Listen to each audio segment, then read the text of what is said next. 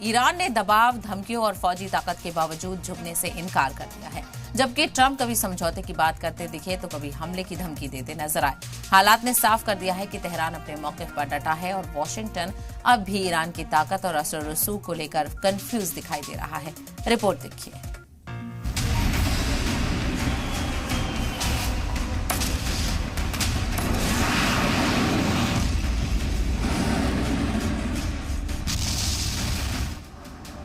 Iran ने एक बार फिर साबित कर दिया है कि दबाव, धमकियों और फौजी ताकत के बावजूद तेहरान अपने मौक़िफ़ से पीछे हटने को तैयार नहीं।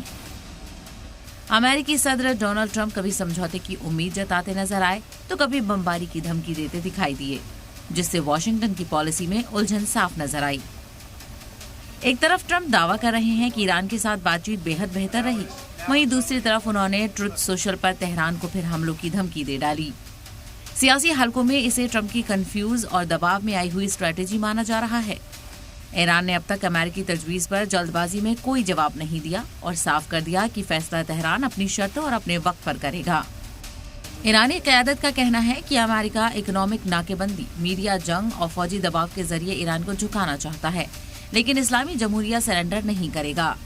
ईरानी संसद के स्पीकर मोहम्मद बाकिर कालिबाफ ने अमेरिका पर सीधा हमला बोलते हुए कहा कि वॉशिंगटन का असली मकसद ईरान की यकजहती तोड़ना है। उन्होंने तंज़िया अंदाज में कहा कि operation trust me bro failed, यानी अमेरिका की साइकोलॉजिस्ट और सियासी चालें कामयाब नहीं हुई। दूसरी तरफ अमेरिकी फौज की तरफ से ईरानी तेल टैंकर पर कार्रवाई और हॉर्मुज के हालात ने यह भी दिखाया कि वॉशिंगटन अब भी ताकत के जरिए दबाव बनाना चाहता है। लेकिन ट्रंप का अचानक फौजी ऑपरेशन रोक देना इस बात का इशारा माना जा रहा है कि अमेरिका भी ईरान की जवाबी ताकत और पूरे इलाके पर उसके असर को नजरअंदाज नहीं कर सकता।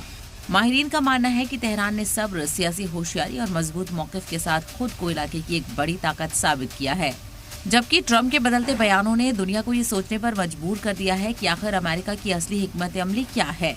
ब्यूरो रिपोर्ट, सलाम टीवी।